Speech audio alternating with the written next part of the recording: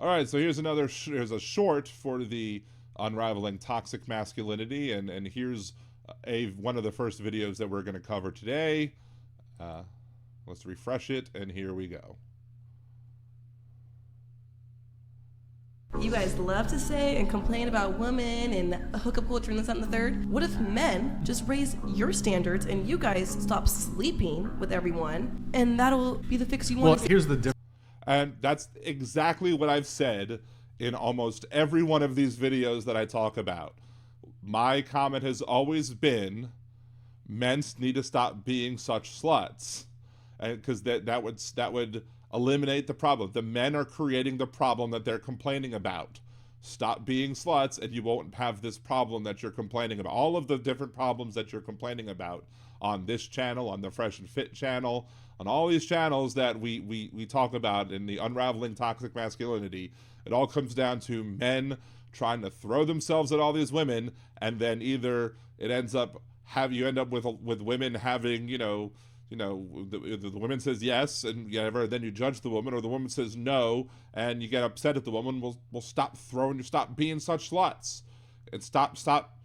They're also complaining about the fact that women control hookup culture. Well, again, if women wouldn't control hookup culture, if men weren't the ones constantly supplying it, if they weren't just throwing themselves at women all the damn time, throwing spaghetti up against the wall, if you will, if they would just kind of be like, chill and lay back and relax, and maybe let the women come to them every once in a while, maybe they would be the ones that control it. But no, men are constantly out there just constantly barraging women with overtures, so that's why women control it, because the men are the ones constantly offering it. So men, if you don't want women in control of hookup culture, stop being sluts and throwing yourselves at everybody. Difference I would kind of point out to that. You say you guys, but what I would argue is when it comes to hookup culture, it's actually a fairly small proportion of men that you could say are responsible. So I think what's going no, I would not. I don't know where he's getting his data, but I'm sure there are plenty of people who are trying to hook up and who are getting no's, and maybe there are other people who are trying to hook up and getting yeses, but that's not just, I don't know where he's getting his data that there's only a few % of men that are actually causing hookup culture and are causing all of these high body count numbers or whatever that they're complaining about. It's more than what it's more than that. I'm gonna disbelieve his numbers unless he proves otherwise, that it's only a small percentage of men participating in it. Going on in hookup culture is you have women who are chasing after the top 10, top 20% of men. No, it's not. That's not what's happening at all, because they're just contradicting themselves now, because in other videos they've said that it's women that control hookup culture. They control sex. They control access to sex. And now you're saying that the women are chasing the men? No. Yeah, there may be women who chase certain men because there's certain men might be, people who they may want to hook up with, but that doesn't mean that's the entirety of hookup culture. The vast majority of it is the dudes chasing the women and the women saying no, because again, they're creating an artificially high supply of available penis, just to be blunt about it, and so the women have their choice of what they want to say yes or no to. So why are they going to pick something that they look at as would be substandard if there's such a high supply? It's low value. If something is high supply, it means that there's the demand for it is not as great as the supply is. Then the value of that item is low. So therefore, all of this supplied men have low value. So you're all low value men. Congratulations, you played yourself. They're sleeping with all the women, and then the rest of the guys, all the top 20% are sleeping with all the women. I'm sure they're not. I'm sure they're not sleeping with all the. Maybe they're sleeping with women that they're probably not sleeping with. A good chunk of the women that y'all have cast aside as being, people that you would never want to be with. But still, I'm sure they're the people that are your watchers would still want to try and sleep with. But again, you're all trying to hook up with him anyway, because y'all view women as nothing but receptacles for your lust, to not be as blunt as I could be. And because you've made this high supply, they're going to say no, but then you're going to complain that they're saying no, and then you're going to complain that they're the arbiters of who has sex, because you're creating the problem that you're complaining about. And we've asked guys this question before, and this is often... There's the hat. There's the woman in the weird hat. I wonder if the sex doll's in the video too.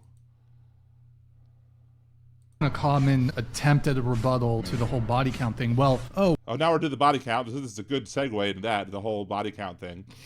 Well, as a guy, like, don't you want a girl who's sexually experienced? Isn't the sex gonna be better? Perhaps, but like, there's other factors when it comes to attractiveness. And also, like, a woman who's been in one long-term relationship, you could argue that she's maybe had sex more often with that one person 1,000 times versus a girl who's had sex with 100 guys one time each. I'ma probably think like the girl who was in... Okay, so just because somebody who has had sex with 100 guys, why do you think that they've only had sex with those 100 guys one time each? That's a bizarre idea. Not everybody is just having 100 one-night stands. I mean, if you are if you go on a couple of dates, it could be a couple of times each. You never know. I mean, I've not at 100 people, I can tell you that for a fact, but I mean, I don't give a crap about body counts either.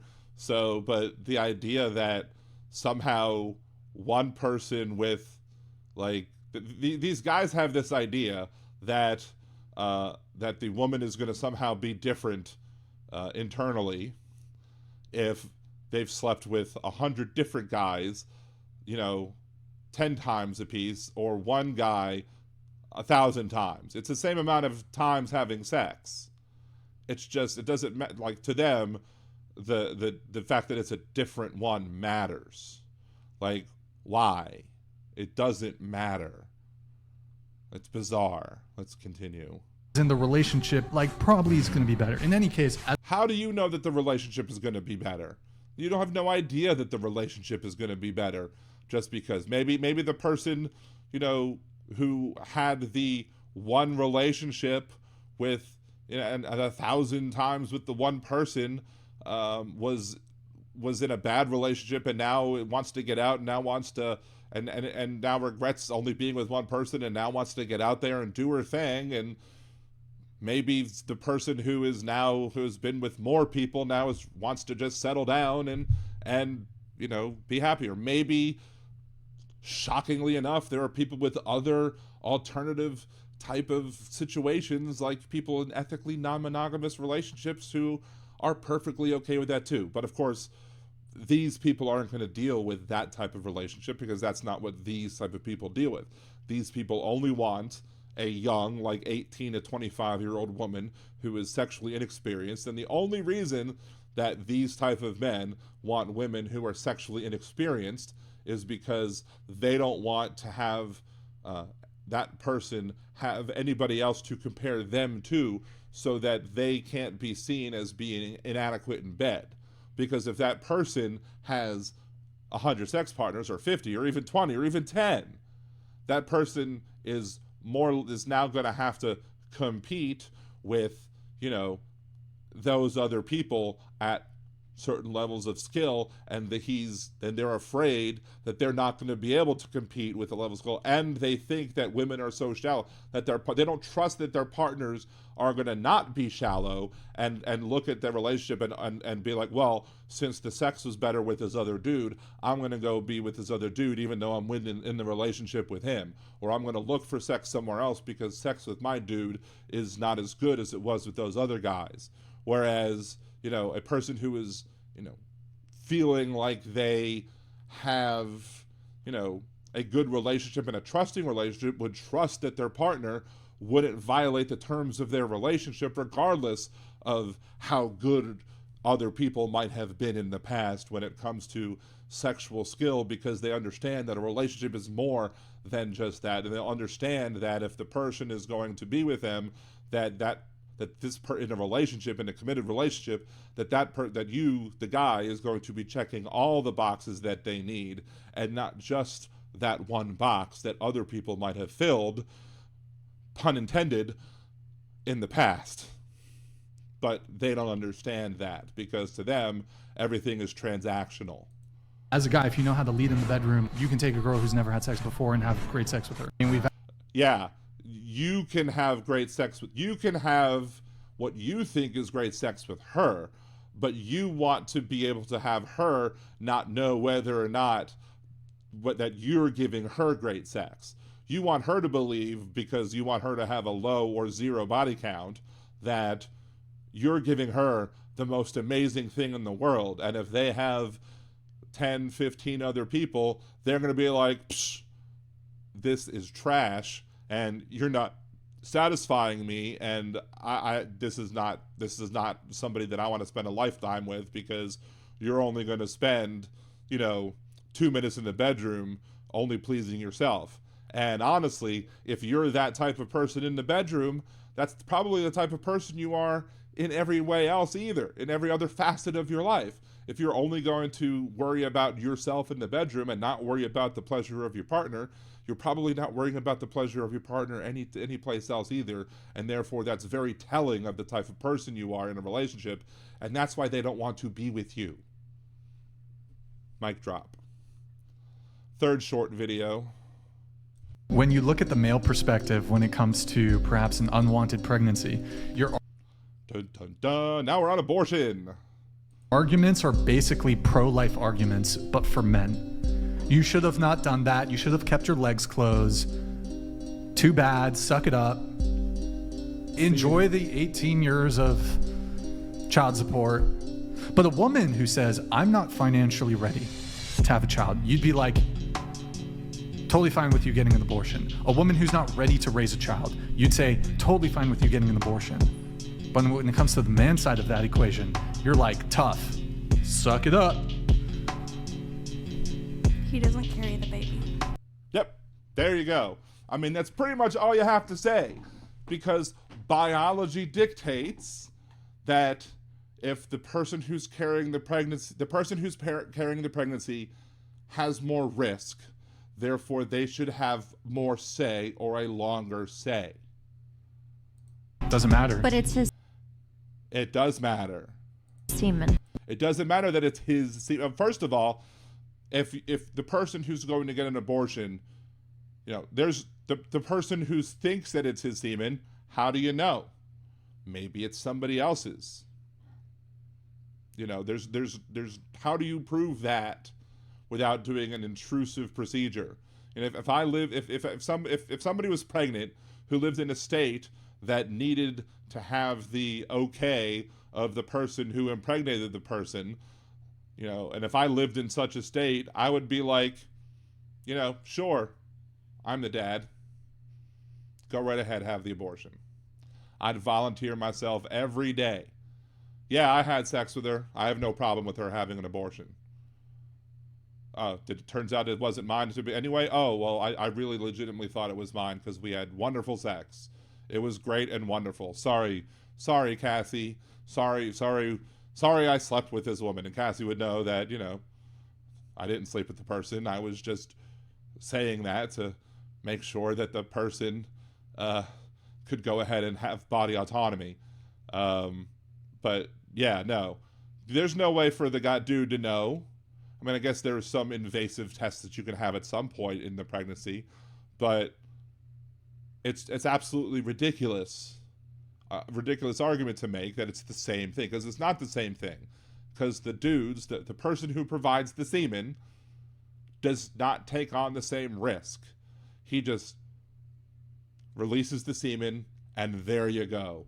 That's it. The person who's pregnant has to deal with 9 months of body changes, of hormone changes, of potentially lifelong changes. And you're seeing what's going on in these states where, you have these cases where people who want to have kids are facing situations where they're facing, lifelong, debilitating inability to get pregnant because they can't get an abortion because the miscarriage didn't fully go through, but the hospitals won't treat them because the laws are so stupidly written.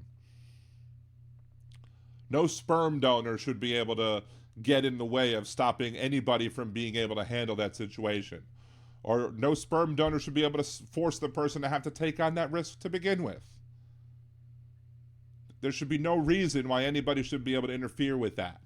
Again, the person who is pregnant takes on more risk, so therefore that individual should have more say as to what happens to their body. Period. And that's the huge difference.